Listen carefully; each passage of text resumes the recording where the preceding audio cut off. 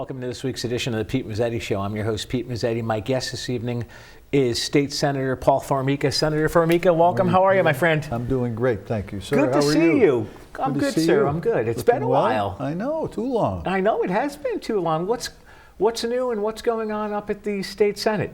Well, you know, session just started again, right? That's right. A few weeks ago, and so the committee process is underway. Right. All of the different committees are raising bills, which means bringing ideas for new bills forward. Right. In this short session, which is first week in February to the first week in May, legislators cannot put forth a bill on their own. They have to request a bill to come up through the committee. And it most often has to only be able to do with budget. Okay. Where in the long session, which is next year, Right. individuals can put bills forward. So committees are raising bills. There's a lot of talk about what bills to bring up, depending on what committee you're in. Some committees are more active than others, but they talk about the bills and they put them together logistically, and then they go out for public hearing, and that's what's happening this week and next week. Now, what committees are you on? So I serve on the Appropriations Committee, Okay. which is the expenditure side of the budget. They do things a little differently in the state. They have two committees that handle the finances. One is Appropriations, which does the expenditures, and the other is Finance and Revenue and Bonding, Right. which does the revenue. And Sure. it's kind of a little backwards that towns do it. Towns have a Board of Finance. Yes. And they measure the amount of money that they think they're going to have come in. Right. And then they say, well, that tells us how much we can spend. In the state, they have one group working on what they're going to spend and another group working on what they're going to receive. Yes. And very often they don't talk to each other until the very end. So it's kind of an interesting process. But I'm the ranking member on that committee, which means I'm the senior Republican member on that committee for purposes of communication with my side of the aisle. Yeah. And, you know, the majority party up there, which is Democrat, Yes. they get to pick the chairman of all the committees. So there's a House chair and a Senate chair, right. both Democrats, and then there's a House ranking member and a Senate ranking member on each of the committees. Okay. And so that's how it goes. Sometimes they work really well together. I'm also the ranking member on energy. Okay. And it's a very bipartisan committee. You may know Senator Needleman. Sure. From around the corner. Absolutely. He and I actually have been friends for a long time. Yeah, good guy. And he's the Senate chair.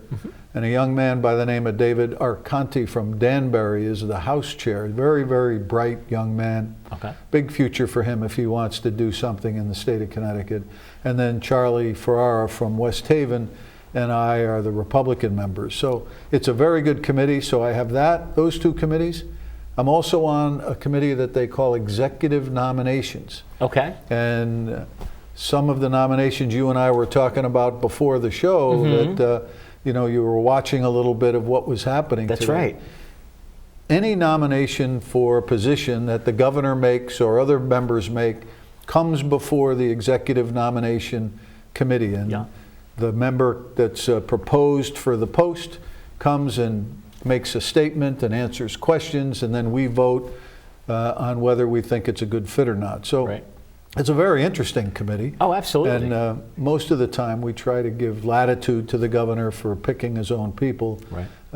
But there's always some interesting conversations to be had. And then I'm chairman of the IDD caucus, co-chair. Okay. And I'm co-chair of the Tourism Caucus. So I have a lot of stuff going on There up you go. there. Now, what is the IDD caucus?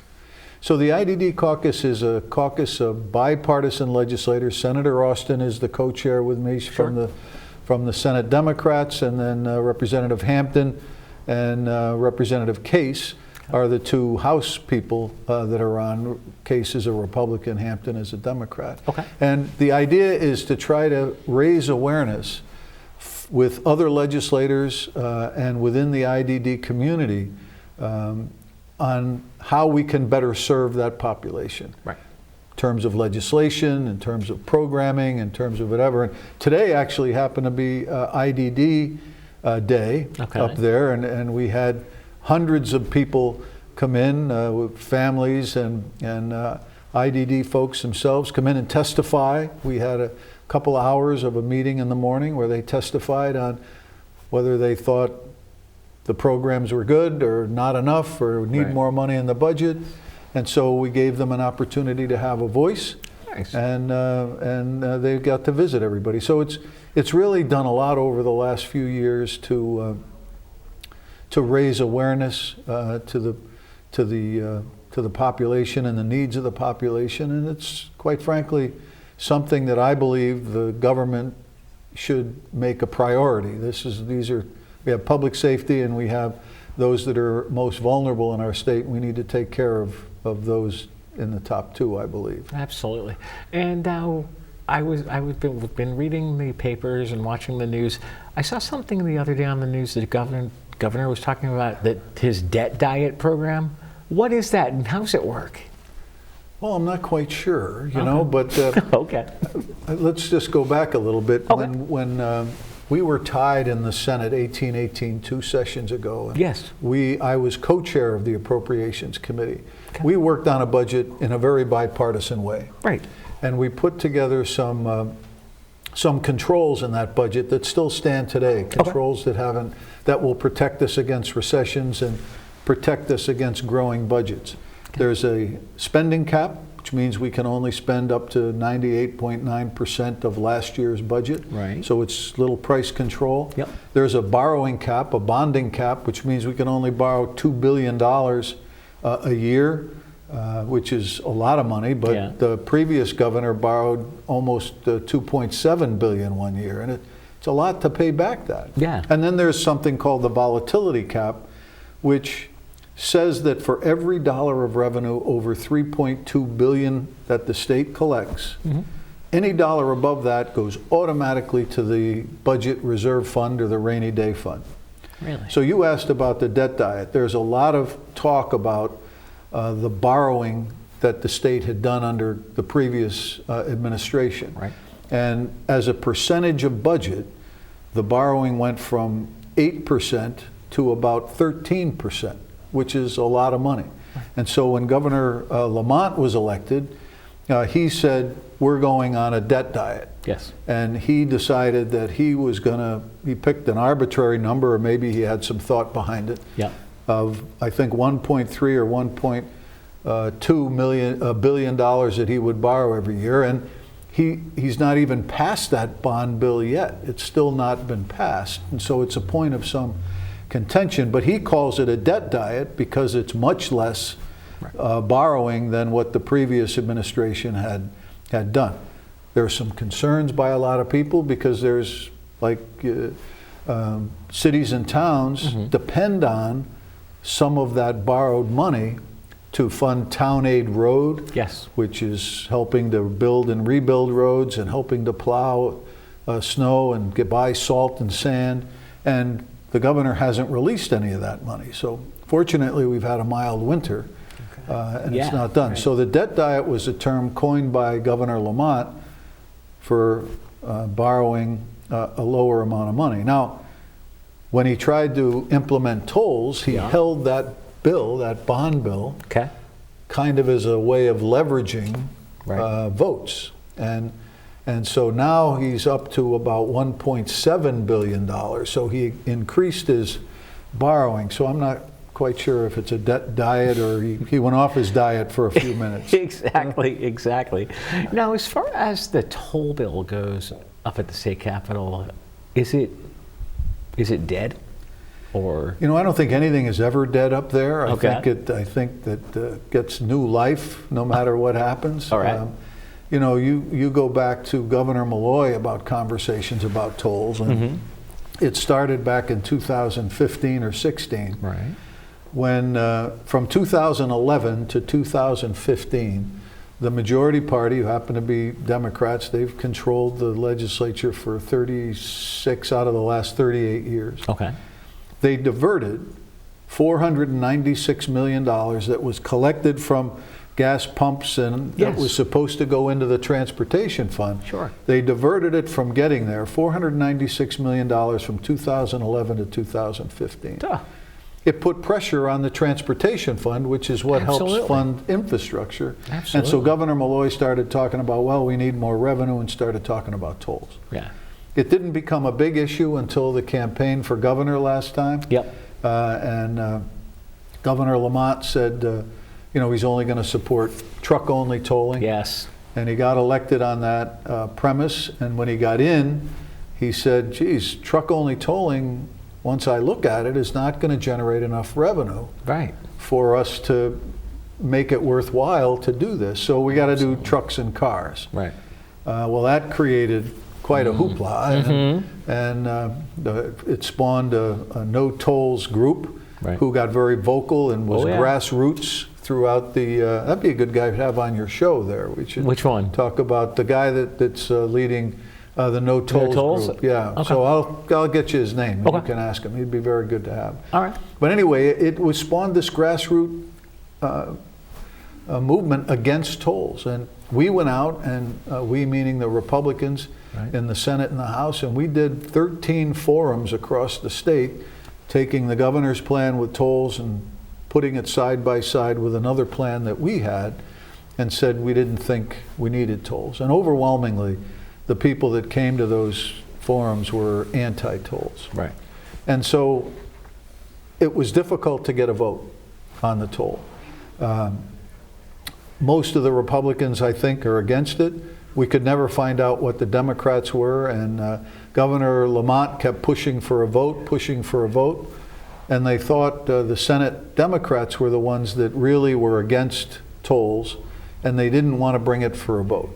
Right. So what they need in the Senate, there are 36 members, and they need 18 for a tie. Correct. So that meant there are 22 Democrat senators and 14 Republican senators. Correct. So 4 votes, right? Yep. So Democrats can take 4 no votes to be 18 and add to our 14, and it's a tie. And then the lieutenant governor breaks the break tie. the tie. That's right. And so that's what we all thought was going to happen. And they were talking about that in January before session started.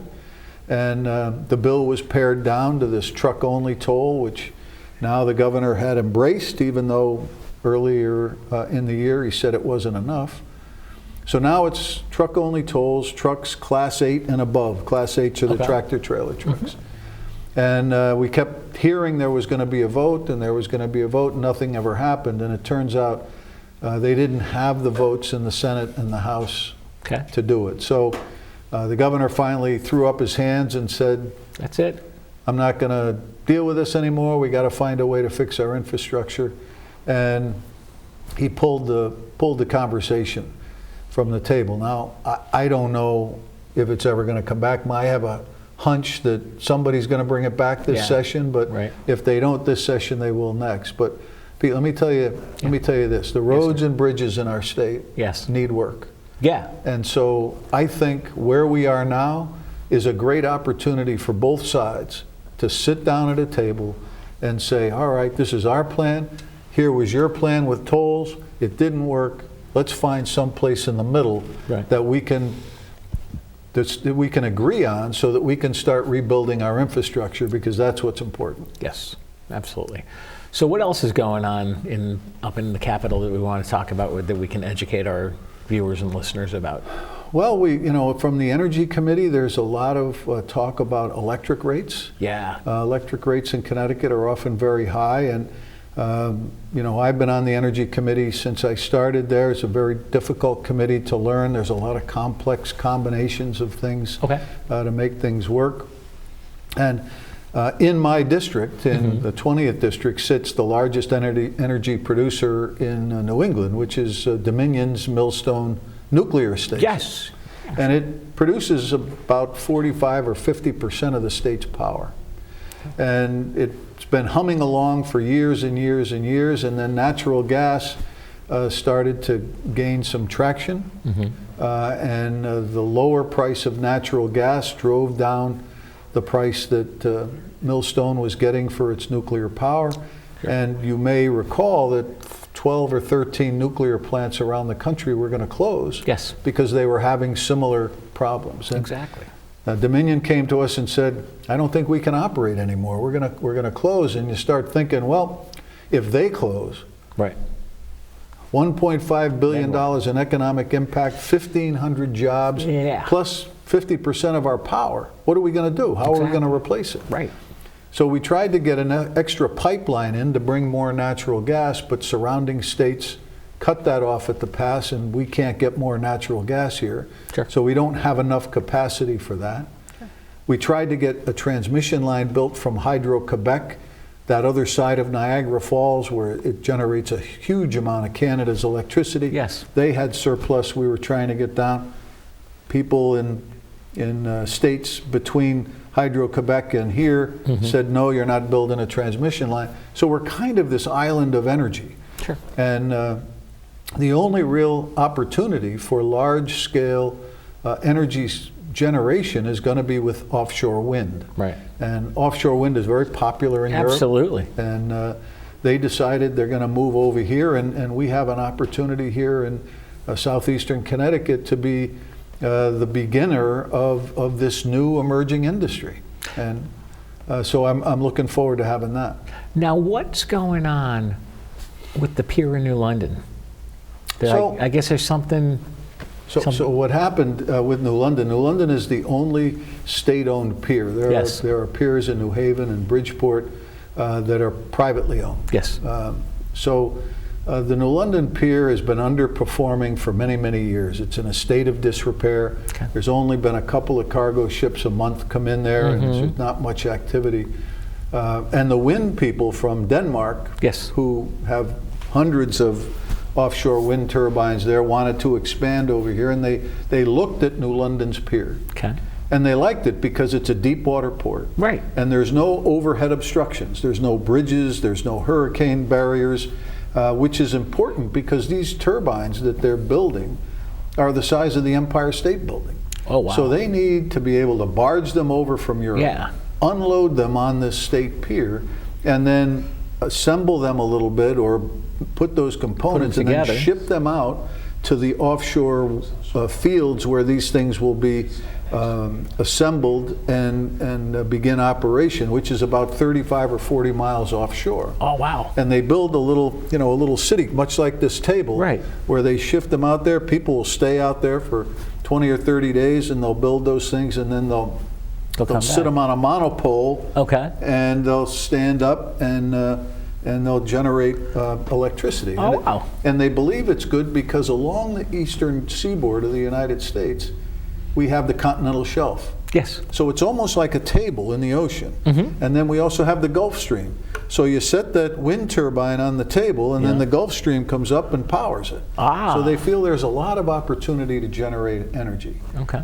So Connecticut put together what they thought was a good idea. It was the Connecticut Port Authority Yes. to kind of promote and push and enable as much opportunity within Connecticut's ports as possible. Well, they established this committee, and the folks on the committee didn't handle things right. There were a lot of indiscretions. They did a lot of things wrong with money. They did a lot of things wrong with process. And they began to turn the conversation away from what you and I were just talking about. Right. This wonderful benefit of offshore wind to the indiscretions of this agency. Yes. And so finally, I think they've swept a lot of the people out of the agency, and they have new people in place. And Eversource and Ørsted, which is the Danish firm that's coming over, have partnered. They're getting a lease on the pier, and there's going to be a $150 million investment to renovate the pier, half of which is paid for by this Ørsted-Eversource partnership. And the idea is that it'll take a year or two, and then they'll begin the offshore wind opportunity. So there's a lot of things that are going to be positive about that, but that Port Authority issue kind of muddied the waters for a while. Hopefully they're going to get everything straightened out with the Port Authority. Well, I think they have new people, and they have got the old people out, and there's a lot more oversight of where the money's going, and And you know, it was just a bad scene, Yeah. and it's too bad that it kind Exactly. of colored the conversation.